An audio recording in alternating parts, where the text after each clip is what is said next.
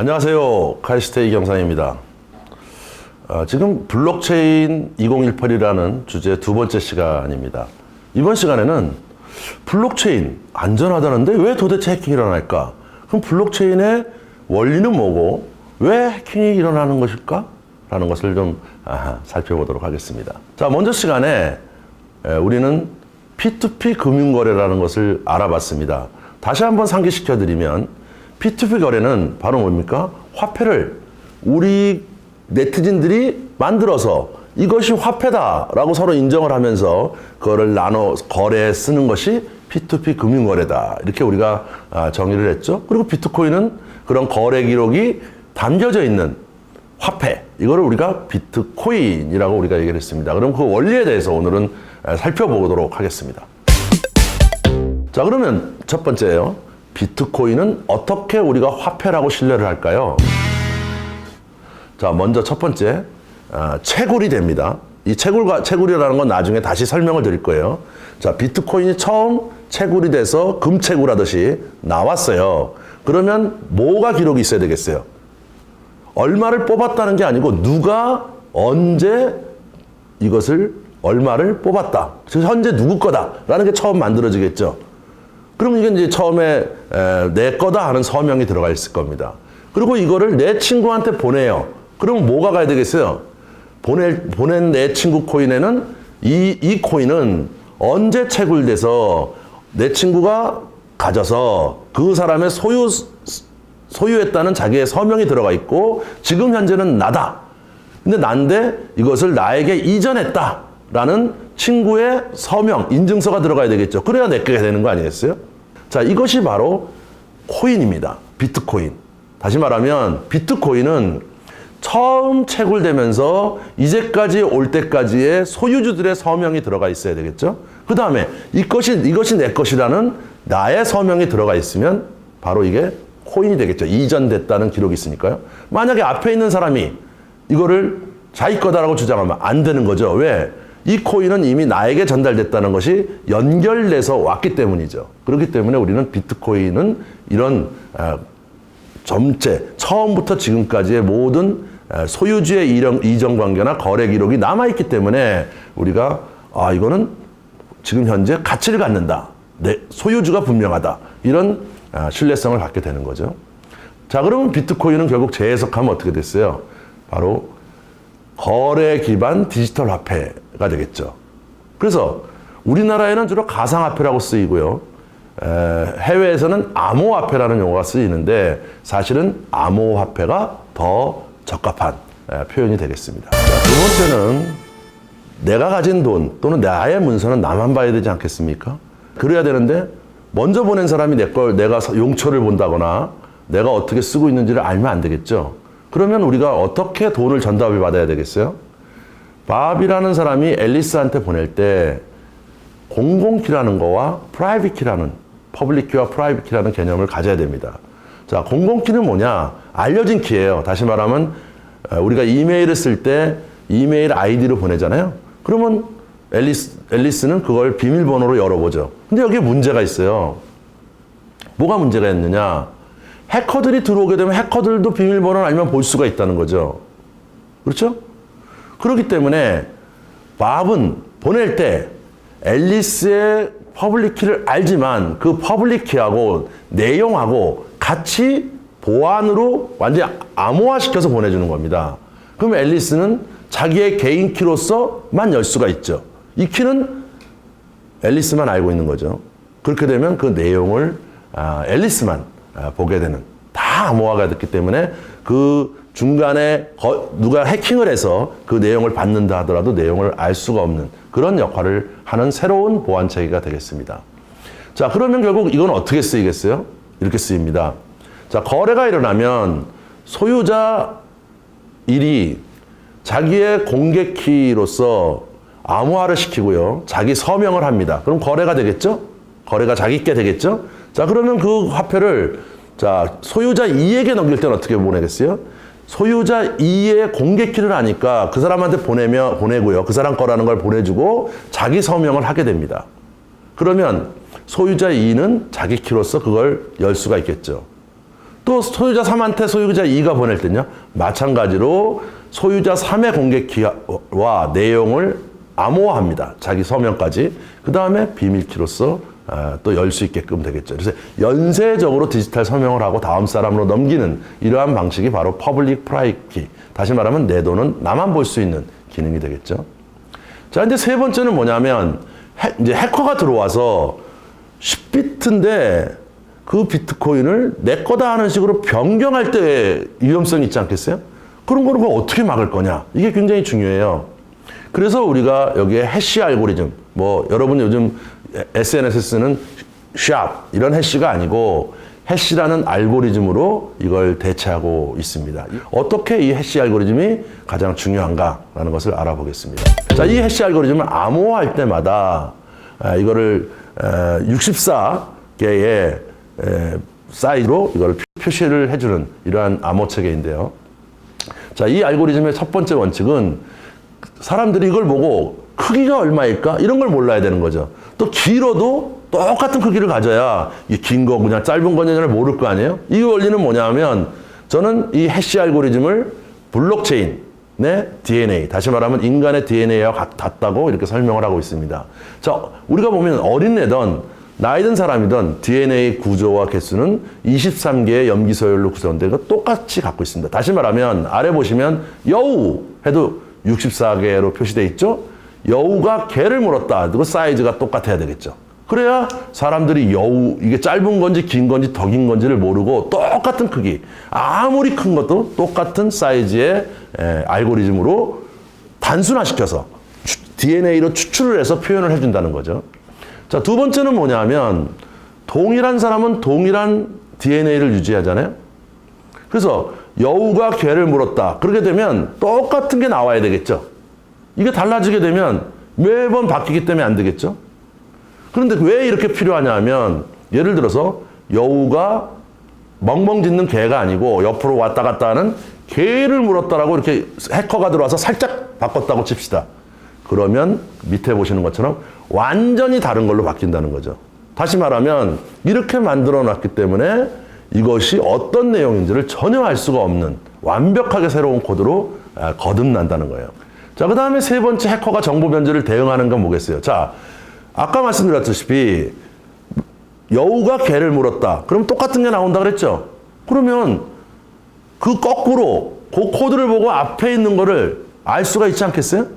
그렇겠죠? 그걸 어떻게 막겠어요? 이렇게 막습니다. 바로 임의의 숫자를 넣어요. 나운스라고. 뭐냐면 2자 또는 3자 이런 식으로 우리가 넣게 되고 그건 사람마다 또는 기관마다 다르겠죠? 그걸 임의의 숫자가 딱 들어가게 되면 어떻게 되겠어요? 완벽하게 다른 글자가 돼버리잖아요. 예를 들어서 개가 고양이를 물었다라는 거를 A라는 회사가 했어요. B라는 회사도 개가 고양이를 물었다. 똑같은 게 있다 그러면 똑같은 암호면 거꾸로 역추적할 수가 있죠. 근데 A라는 회사는 뒤에다 03이라는 걸 넣고 B라는 회사는 77이라는 걸 넣으면 완전히 다른 숫자가 나오기 때문에 유추해낼 수가 없다. 그래서 새로운 거래 요약본은 어느 임의의 숫자가 들어가기 때문에 전혀 유추해낼 수 없는 이런 정보력을 가지고 있다. 따라서 해커가 쉽게 변화시킬 수 없다라는 거죠. 자, 그런데도 불구하고 정말 또 해킹을 했다고 칩시다. 그러면 어떻게 될까요? 바로 해킹할 시간적 여유를 안 주는 겁니다. 타임 스탬프 서버라는 게 있습니다. 자, 이게 이제 블록체인의 가장 개념 중에 하나인데요. 자, 일어났던 10분 동안 이제 가상화폐를 주고받지 않겠습니까? 거래가 일어나지 않겠습니까? 또는 이더리움 같이 문서가 주고받지 않겠어요? 그러면 그 거래들을 10분 동안 일어났던 거래들을 묶습니다. 예를 들어서 2,000개, 어떤 거는 3,000개, 더 많으면 10,000개, 뭐 이런 식으로 묶이겠죠? 거래들을 서로 다른 거래들을 딱 묶어요. 이걸 블럭이라 그래요. 블럭. 자, 이 블럭을 묶어서 이걸 인증해 버립니다. 그리고 전 참여자한테 나눠줘 버려요. 블럭을. 왜 이렇게 할까요? 거래 하나하나를 주게 되면 엄청난 데이터가 되잖아요. 근데 블럭으로 묶은 다음에 이걸 다시 암호화하면 사이즈가 아주 작아져요. 그래서 이걸 또 전 사람들한테 연결을 시켜버리면 어떻게 해야 돼요? 해커는 단순한 화폐 하나를 변경하려면 다른 거래까지도 바꿔야 되겠죠? 또 이것이 전 세계 사람들이 다 갖고 있으니까 뭐 브라질 사람도 해킹해야 되고 서울 사람도 해킹해야 되고 중국 사람도 이렇게 다른 국가의 모든 망을 한꺼번에 해킹하는 건 거의 불가능하다.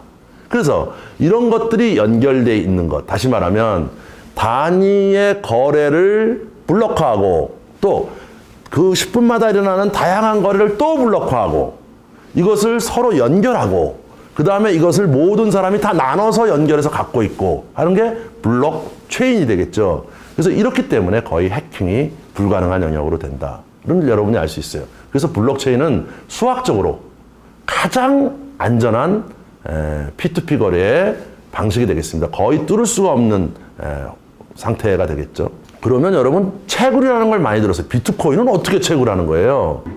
자, 사람들이 이게 채굴을 해서 이거를 돈을 채굴하는 건 좋아할 텐데 이것을 사람들한테 나눠줘야 되는 일은 안 하려고 그러잖아요. 여러분 하겠어요?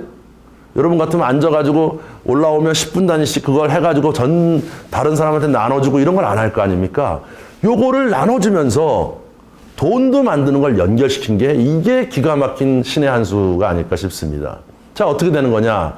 좀 아까 제가 말씀드렸죠. 10분 단위로 블록이 만들어지면 야, 이것이 진짜 거래야 라는 것을 인정하고 그걸 전 사람들한테 배포를 해줘야 되는데 이것을 우리가 작업 증명이랍니다. 다시 말하면 이것이 거래라는 것을 작업으로서 증명하는데 이거를 그냥 하는 게 아니고 굉장히 어렵게 만들었어요. 증명하는 걸. 다시 말하면 해시코드에 있는 값, 그 중에 0이 들어가 있는 값보다 작은 해시코드를 찾아야 되는데 여러분 해시코드 하나의 단위는 0부터 9, A부터 F까지 16개씩 나눠져 있어요. 그러니까 엄청난 경우의 수, 2의 256승의 경우의 수를 갖고 있거든요. 이거를 SH256 암호화를 제일 많이 쓰고 있는데 이거를 찾아내려고 하면 보통 일이 아니에요. 그래서 이거를 작은 숫자를 찾으면 여기에 비트코인을 줍니다. 그러니까 어떻게 되겠어요? 비트코인의 값은 계속 뜨니까 이 현상금을 노리는 사람들이 계속 발생을 하겠죠. 그래서 제일 먼저 작업 증명을 하는 사람들에게만 현상금을 줍니다. 그러니까 이걸 비트코인을 획득하기 위해서 증명을 해주는 거죠. 거래를. 그러면서 여러 사람들한테 배포하는 이런 인센티브 방식을 통해서 많은 사람들이 참여할 수 있도록 또 보안성을 높일 수 있도록 이렇게 만든 게 아주 재밌는 점이라고 볼 수가 있습니다. 자, 그럼 이걸 하는 방식은 어떻게 있을까요? 여러분, 작업 증명을 하기 위해서 이거를 POW라고 하는데요. Proof of Work, POW라고 합니다. 자, 이걸 하기 위해서 여기 사진 보시면 중국의 사람들은 엄청난 개수, 몇만 대가 되는 GPU 또는 ASIC 이런 컴퓨터 보드를 놓고 이거를 입증해서 비트코인을 따려고 노력을 하고 있습니다. 그래서 중요한 건 뭐냐면 한 사람이 수만 대를 가지고 있어도 증명을 먼저 한 사람에게만 돈을 주는, 비트코인을 주는 게 작업 증명이에요. 근데 이렇게 되면 어떻게 되겠어요? 비트코인이 지금 이런 방식을 쓰고 있는데요. 엄청난 자원이 필요하고 자원이 많은 사람만 이런 걸 획득할 수 있잖아요. 근데 이런 것을 기업에서 쓰면 어떻게 되겠습니까? 기업의 종업원들이 하라는 일은 안 하고 전부 앉아가지고 작업 증명하느라고 자기 컴퓨터를 쓰고 있으면 안 되겠지 않겠어요? 그래서 이런 일반적인 화폐 이외에는, 그러니까 화폐 기능만 하는 이외에는 기업용에서는 적합하지 않겠죠. 그럼 기업용에서는 어떻게 되겠습니까? 바로 지분 증명이라는 걸 하는 거예요. 지분 증명은 뭐예요? 예를 들어서 회사 내에 어떤 하나의 문서를 이것이 전부 나눠 가질 때 똑같은 형태로 여러 사람에게 나눠주는 행위가 필요하잖아요. 이걸 누군가가 회사에 전산 시스템이 관여하면 이건 벌써 비트코인이 아닌 겁니다. 블록체인이 아닌 거죠. 스스로 분산돼야 되는 기능을 가져야 되는 거죠. 그러려면 어떻게 되겠어요? 예를 들어서 사장님은 2표, 이사는 1표, 종업원은 반표. 뭐 이런 식으로 서로 지분에 의해서 결정권을 가져서 51% 지분 가진 사람들이 증명하면 그것을 해주는 방식이 되겠죠. 이런 방식이 바로 지분 증명 방식이라고 우리가 얘기를 하고 있습니다. 그래서 작업 증명은 비트코인에서 많이 쓰고요. 이 지분 증명은 요즘 나타나는 뭐 스마트 계약이라든지 이런 쪽에서 많이 쓰는 방식이 되겠습니다. 아시겠죠? 그래서 이런 여러 가지 장치를 통해서 우리가 블록체인의 가장 기본적으로 보안을 지키면서 P2P 거래를 안정적으로 가져갈 수 있는 기반 기술이 되는 겁니다. 그런데 최근에 보면 비트코인이 뭐 해킹당했다 이런 얘기가 많이 나오는 것을 여러분이 알 수가 있습니다. 자, 지금 여기서 보시다시피 지금 비트코인 영역이 있죠. 블록체인 기반의 비트코인 또는 비트코인이 빠진 블록체인만도 있을 수 있겠죠. 자, 이것을 우리가 보게 되면 이 비트코인은 해킹이 불가능합니다. 수학적으로 그리고 실질적으로도 비트코인이 해킹될 수는 없습니다. 거의 불가능한 일이죠. 그런데 자, 이제 비트코인을 사고 파는 거래소 운영 시스템이 털리고요. 그 다음에 비트코인을 가지고 물건을 사고 파는 상거래 시스템이 이용하는 게 최종 고객입니다. 그렇죠? 이게 용처가 되지 않겠어요? 자, 여기서 많이 다 털리는 거죠. 왜 털릴까요? 예를 들어서 이런 경우입니다. 자, 비트코인은요, 여러분 설명드렸다시피 과거 기록을 다시 위변조 바꿀 수가 없습니다. 이미 지나간 거는 절대적으로 전 네트워크에 퍼졌기 때문에 절대 변경 불가능, 위조 불가능해요. 근데 그 시스템을 이제 상거래에 쓰다 보니까 어떤 현상이 일어나겠어요? 자, 잘 보세요. 상거래에서는 법적으로 물건을 산 다음에 내가 그거를 반품하는 법적 권한이 있습니다. 있죠? 그렇죠? 국가마다 달라요. 어느 때는 어느 나라는 뭐 2주, 어느 나라는 한 달, 어느 나라는 한 주. 이런 식으로 반환의 규정이 있습니다. 자, 이랬을 때 이렇게 해킹하는 거죠. 비트코인을 써요. 그리고 빨리 반환해 버립니다. 그런데 어떤 현상이 있어요? 비트코인은 10분마다 한 번씩 블록화 시켜서 보내잖아요. 그럼 10분이 걸리지 않습니까? 10분 동안. 어떻게 하겠어요? 이 사람은 저 물건도 샀다가 반환하고 이 물건도 샀다가 반환하는 거예요. 비트코인은 위변조가 불가능하지만 상거래 시스템에서는 그걸 해줘야 되기 때문에 이 사람한테 전부 한꺼번에 다른 회사들이 돈을 반환해 준 거죠. 그럼 비트코인을 받아가지고 잠적해버리면 해커들이 돈을 싹 쓸어가는 거죠. 자, 이 소리는 뭡니까? 비트코인은 새로운 기술로서 거래의 완벽성을 갖고 있지만 우리가 기존에 있는 상거래 시스템은 비트코인을 제대로 쓰기 위한 기능화가 안 돼 있다. 특히 새로 생긴 스타트업들은 이런 시스템을 기존에 다른 사람들이 개발한 그 프로그램을 그냥 가져다가 얹어서 쓰기 때문에 보안이 취약하다. 따라서 결국 비트코인이나 블록체인의 문제가 아니고 그것을 운영하고 활용하는 시스템의 낮은 수준이 이런 해킹을 일으키고 있다. 이걸 잘 생각하셔야 된다고 판단합니다. 자, 비트코인 한번 유력화 보겠어요. 비트코인과 블록체인은 수학적으로 가장 안전한 P2P 거래의 기술입니다. 이건 누구도 부인하지 못하는 거고요. 그런데 그 기술이 왜 그렇게 안전하냐? 일단 거래를 연쇄적으로 기록을 갖고 있고, 두 번째는 거래를 블록화하고 또 거래들의 10분 동안 일어난 걸 또 블록화 시킵니다. 그 다음에 블록화를 그거 해서 인증받는 작업 인증을 촉발하는 채굴 작업을 통해서 비트코인을 계속 만들어내고요. 그런 걸 통해서 전 네트워크에, 사용자 네트워크에 분산 보관을 해주기 때문에 비트코인은 해킹도 막아주고 정보를 변질도 막아주고 또 위변조도 막아주는 이러한 역할을 하게 됩니다. 해킹 왜 일어난다 그랬죠? 블록체인의 기술적인 문제가 아니고 그것을 거래하는 응용 시스템들의 취약한 결함에서 일어나게 된다. 그래서 비트코인이나 블록체인을 투자할 때 우리가 해당되는 비트코인과 블록체인만 보는 게 아니고 얼마나 안정적이냐, 거래 시스템이, 또 응용 시스템이 얼마나 잘 돼 있느냐, 이런 것도 잘 판단하셔야 우리가 여러분이 비트코인과 블록체인을 제대로 볼 수가 있다고 생각합니다. 재미있었습니까? 감사합니다.